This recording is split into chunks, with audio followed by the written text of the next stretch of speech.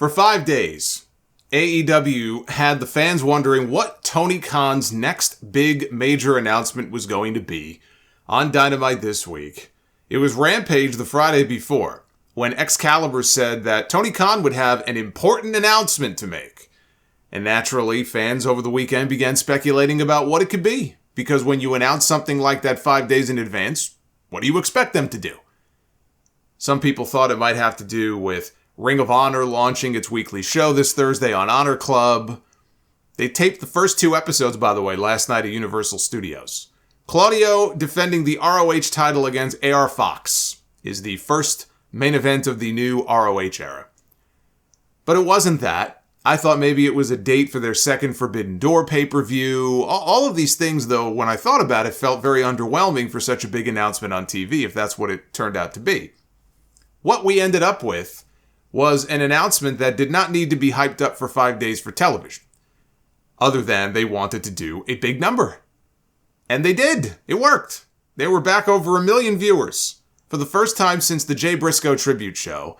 Before that, you'd have to go all the way back to October for a number that big. Now, you can't keep announcing your way to 1 million viewers every week, but the announcement was left to Adam Cole to make. Said that starting next month, and he did not give a specific date, which was very strange. He only said that starting sometime in March, there will be a new hour-long AEW reality show airing at 10 p.m. on Wednesdays immediately following Dynamite called AEW All Access.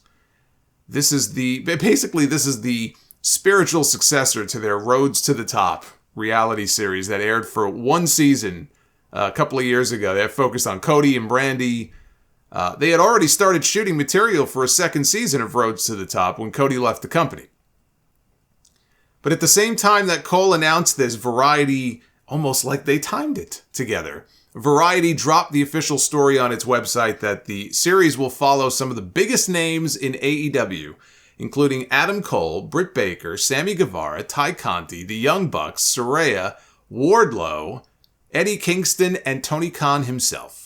It says each episode will follow them week to week as they seek to remain at the top of the company while also exploring rivalries between them.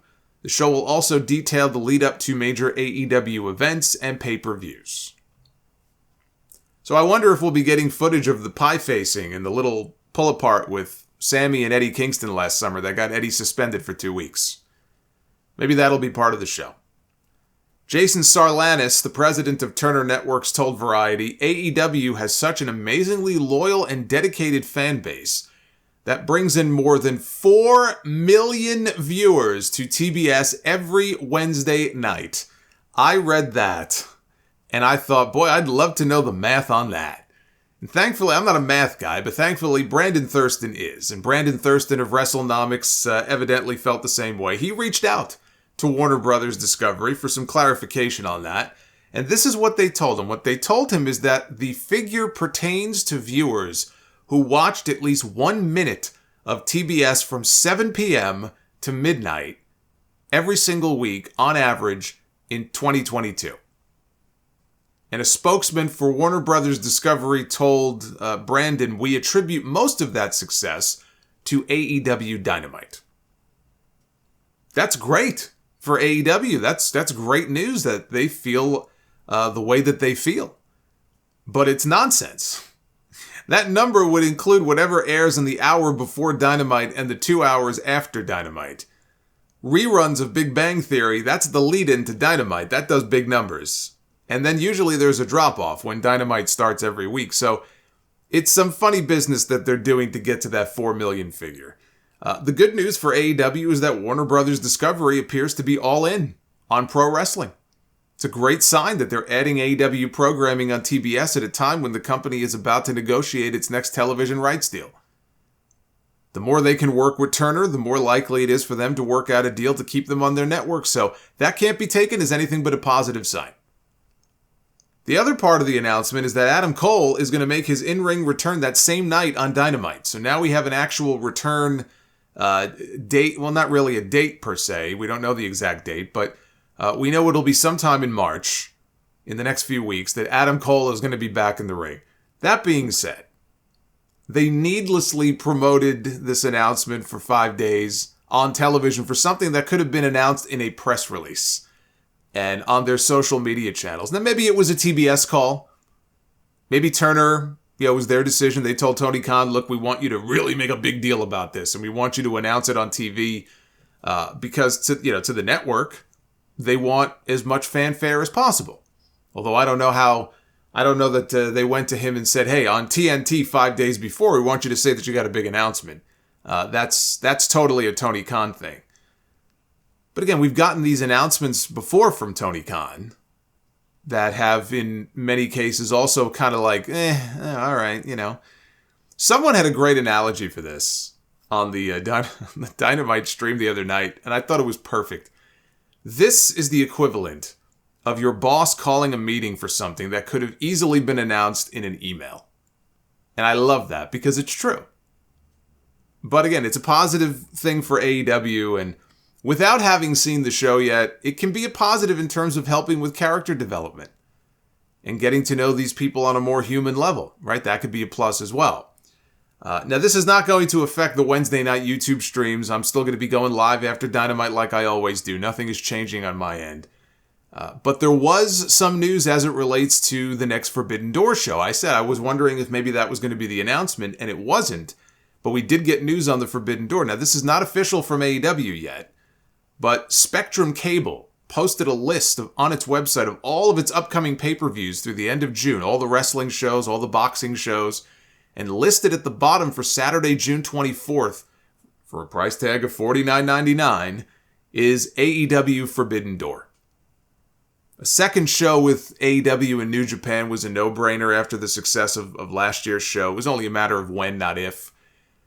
Now we know the when, and we just have to wait for the official word from AEW on the where. Last year's show was held at the United Center in Chicago. They love their Chicago shows. I would say it's a better than decent chance they end up back there again. That's a few weeks before the G1 Climax typically starts. So it's sort of an open period where some of the big New Japan names can travel to the US and back, and it doesn't really conflict with anything. Their Dominion show in June doesn't have a date yet, but the last couple of years, New Japan has had Dominion earlier in the month as opposed to later in the month. So, late June makes sense for a Forbidden Door show. I would love to finally get a singles match with Okada and Bryan Danielson. But really, Bryan Danielson against anybody on that roster would be fantastic. He missed the show last year. It was kind of like RVD going into the first One Night Stand. RVD takes credit for that whole idea and the fact that WWE even did a One Night Stand pay-per-view in the first place, and he was all amped up about it. And then he had to have, I think, knee surgery. So he was on the show, but he wasn't able to wrestle on the show. It was kind of a bummer. Similar thing with Bryan. You have this big joint New Japan AEW show, and they had announced the match for him. He was supposed to work against Zack Sabre Jr., and then he just wasn't cleared. Yeah, I think it was a concussion thing. So he wasn't cleared. He got replaced by Claudio. I know Bryan's been waiting to work in Japan for years. He just didn't want to work in front of all those clap crowds. Now they have cheering and booing back. And I would love to see him work some matches over there. Tony Khan was actually asked about that recently, about the possibility of Danielson competing in this year's G1. And he said it's possible that Danielson could be the AEW World Champion soon. And it would be hard for him to disappear from Dynamite, especially if he was their world champion. So he said, we'll have to see what happens at Revolution. Well, when Danielson loses at Revolution, maybe we'll get a better answer out of him. But for all the talent they have on their roster, they had to lose Bryan for 2 or 3 weeks, for the G1. I think they would survive. I think they would be okay. But that Forbidden Door pay-per-view, I've said, I think they're going to have Stardom involvement this year, and if Mercedes is still the IWGP Women's Champion, that could be a big deal. Getting her on an AEW show that way for the first time. Not signing a deal with AEW, but getting on the pay-per-view as part of New Japan. And matching her up with someone like Jamie Hayter, who I feel like as hard as she hits, she'd probably break Mercedes in half. But June is still far away. A lot can happen between now and then. Who even knows if she'll still be working with New Japan at that point?